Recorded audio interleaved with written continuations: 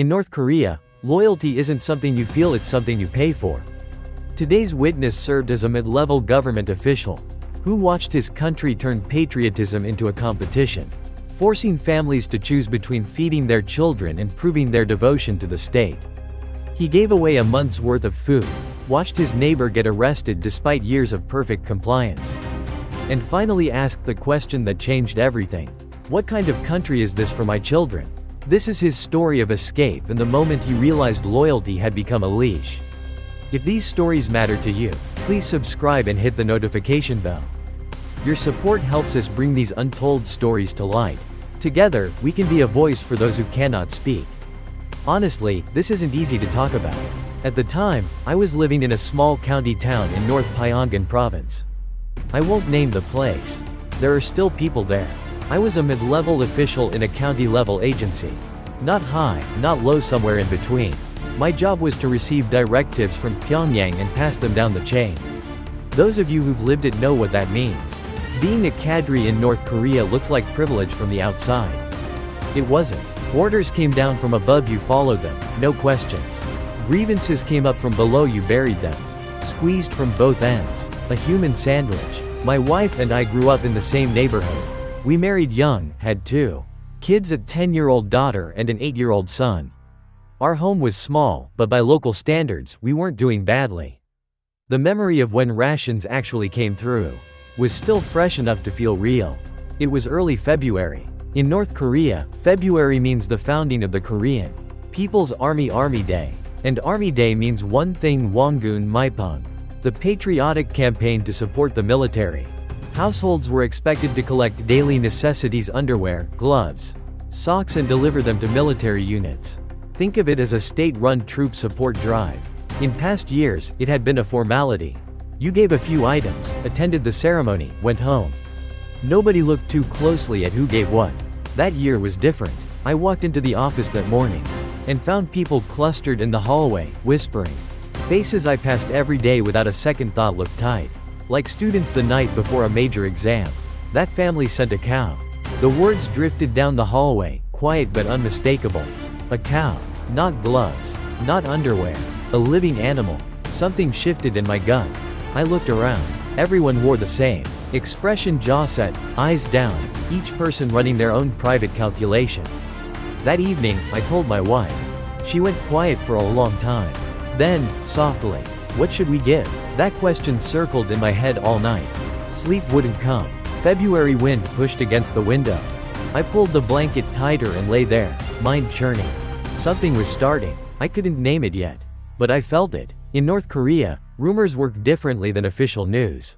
Directives come through proper channels: meetings, documents, signatures. Rumors don't. No origin, no author, no official confirmation. Yet somehow, they spread through an entire town overnight. And strangely, they tend to come true. There's an old Korean saying: a word without legs travels 1,000 miles. That's exactly how it worked. The rumor that day was one sentence. They're holding the Jong-un Maipung Model Citizen Conference again this year. The Model Citizen Conference, an event honoring individuals and families who had shown exceptional dedication to military support. The most generous givers were selected, recognized publicly, and praised. Making that list meant career advancement and strong evaluations. Not making it didn't mean punishment, but it left a mark. A quiet, invisible mark that people could feel. The problem was there was no official notice. No directive. No document. Just a rumor. And that single rumor was enough to shake the entire town. The cadre families started moving. That afternoon, my supervisor pulled me aside. He didn't say much. Just smiled, the kind of smile that means more than words. Seems like we should put in some real effort this year, don't you think? Real effort. The phrase stuck. In North Korea, effort always means one thing. More goods, better goods, visible goods. Walking home, I ran into someone from a neighboring agency. Same rank as me. His face was dark. You heard the rumor? I said I had. He leaned in. I heard more. They're comparing this year's list against last year's. If someone who made the list last year drops off, that gets recorded too. The temperature dropped in my chest. If you made the list last year, staying on it meant matching or exceeding what you gave. Once you stepped onto that ladder, there was no easy way down. The walk home felt twice as long. passing the elm tree at the edge of the neighborhood. I had no idea yet how much that one rumor was about to change. My wife was setting the table when she asked, quietly, "How's the mood at work lately?" I hesitated, then smiled and brushed it off. I didn't want to worry her. But that night, I lay awake for a long time. In North Korea, the word voluntary gets used constantly. Jong-un maipung? Voluntary. Labor service? Voluntary. Donations, contributions, tribute, all voluntary. Every official document says so. The people, moved by loyalty, giving freely. Here's the reality. Don't participate at shows. Give too little, it gets recorded. And that record surfaces later, one way or another. A quiet demotion. Something missing from your next performance review. Your name called out in a meeting. People who'd lived long enough in that system understood exactly what voluntary meant. But nobody said it out loud. Saying it out loud made things worse. I knew. And knowing made it more suffocating, not less. A colleague, I won't say who, pulled me aside around that time. Same rank, similar age. He kept his voice low. "If you drop off this year, your name gets called first next time." Those of you who've been there know what "name gets called" means. In a meeting, in a self-criticism session, your name comes up. Not necessarily because you did something wrong, just that you came up short. And after that day, the air around you changes. Colleagues keep their distance. Supervisors watch you differently. You wake up every morning with an anxiety you can't quite name. Listening to him, I felt something I'd felt before. But never this clearly. This wasn't support. It was an evaluation. I wasn't alone in seeing it.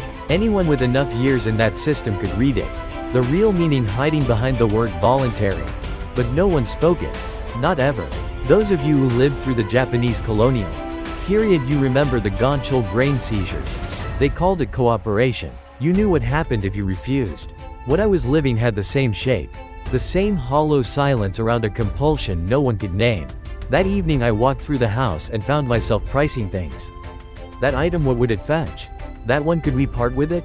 And at the same time, I hated myself for thinking that way. The question rose up from somewhere beneath my thoughts. Is it normal to have to calculate your loyalty? Over the following days, the stakes climbed. It started with the usual underwear, gloves, towels. Then word spread that one household had donated lumber. Another had sent cement. Then livestock entered the picture. Someone had given 2 pigs. The math hit me instantly. 1 pig, how much that was worth. How many months of household expenses it represented. And someone had handed 2 of them to a military unit. Word came back from inside the base. A soldier had laughed and said, "We're eating well this year." The soldiers were happy. The families who gave, they couldn't afford to be. Then one day my supervisor said it plainly in a meeting. This year's Jong-un maipung is an opportunity for each household's loyalty to become visible. Visible. Not something you felt inside, something that could be seen. The more you gave, the more loyal you were. Give less, and the loyalty wasn't there. The competition had begun. A competition in goods. More precisely, a performance of loyalty. Lights stayed on late in neighboring houses. I wasn't the only one losing sleep. Everywhere, people were running the same calculation. What do we have? What can we sell? Who can we borrow from? The whole neighborhood felt like the night before a tournament. Everyone entered whether they wanted to or not. Because not entering was also a choice, and everyone understood what that choice cost. That night, I told my wife plainly, "This is a performance contest." She looked at me without speaking. I knew what her eyes were saying. "We know. And we still have to play." My wife spoke first. One evening, while setting the table, after a long silence, she put down a bowl and said quietly, "We need to do something, don't we?" It hit me harder than it should have. I'd known it in my head. But hearing it from her made it real in a way I wasn't ready for. She'd already worked it out. Before I could ask what we had to offer, she listed it herself. 2 sacks of corn stored in the shed. A sack of soybeans set aside for the market. An old cotton quilt she'd received as a wedding gift. Those would go. I couldn't say anything for a long time. 2 sacks of corn was close to a month's worth of food. The soybeans were something else entirely. Letting them go meant less on the table for the kids. Our daughter was at the age when she needed it most. Our son complained about being hungry on the best of days. She knew all of this. And she said it first. That night, after the children were asleep, we talked for a long time. How much to give? What to give? The conversation went in circles. No clean answer. The need to give enough pressed against the fear of our children going hungry, and neither would give way. A few days later, my daughter asked me, "Dad, why is there more corn in our rice lately?" I froze. Didn't know what to tell her. Couldn't tell her the truth. Couldn't just brush past it either. Finally, we sent some food to the soldiers because they didn't have enough. She nodded slowly. "Then, what about us?" "We're fine," I said, and smiled. The words caught in my throat. Loyalty had stopped being a personal matter. It was a family exam. Adults made the decisions. Children went hungry. The children never knew why. That was the exam. That night I stood at the doorway of their room for a long time. My daughter's face. My son's. What kind of country is this for these children? The question surfaced in my mind for the first time, fully formed, impossible to push back down. My wife sat beside me, silent. I didn't speak either. We just watched the children sleep. As the campaign wound down, the cruelest part began. Names were sorted. Jong-un, Maipeng model citizens and everyone else. It happened without ceremony. No public announcement. No official notification. A list began circulating. No one knew where it started and people figured out by feel whether their names were on it. At work, one person received a word of praise. Another heard nothing. That was enough. Those on the list carried it visibly. Subtly, but unmistakably. A name mentioned in a meeting. A nod from a superior. A front row seat at the next event. Small things. But in North Korea, small differences accumulate and lives diverge. Those left off the list heard nothing. No criticism, no reprimand. Just silence. And that silence was worse than anything. No news didn't mean no problem. It meant the record was being kept. My name was somewhere near the bottom. On the list but not near the top. The day I found that out, something in me turned sharp with anger. We'd cut into our family's food to give. And I was near the bottom? It felt wrong. But then another question settled in: what did the people at the top actually give? I found out. Some had given cash alongside livestock. One cadre had reportedly offered to put up land in his own name. People who seemed to have nothing left kept finding more to give. That was when it became clear. Loyalty in this system had no ceiling. There was always another step above the one you just climbed. Whoever went highest became the new baseline, and the baseline kept rising. No matter how far you climbed, the top kept moving. An endless staircase. This was a competition no one could win. From the moment that landed, something in me shifted. Before, I told myself do more, give more, try harder. After that day, I couldn't make myself think it. For the first time, a different thought took hold and wouldn't leave. The whole structure is wrong. It happened not long after the campaign ended. My next door neighbor, I'll call him Brother Gichul, held a position similar to mine, a few years older. We'd lived side by side long enough that we'd talk now and then.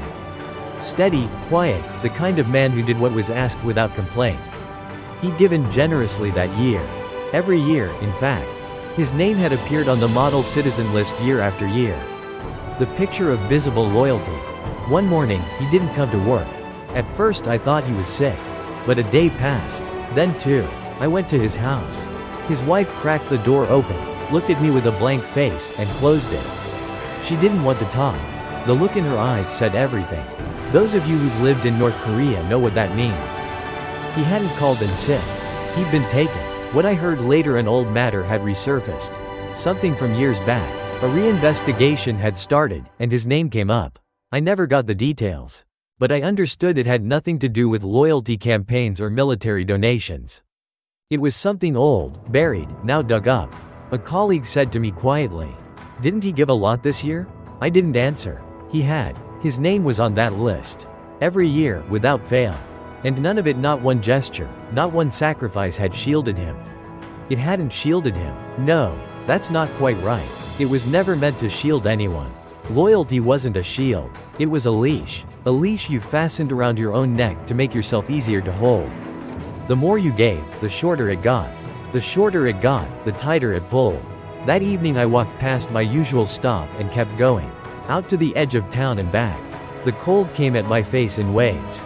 I didn't stop. Something broke apart in my chest, slow and certain, like ice giving way.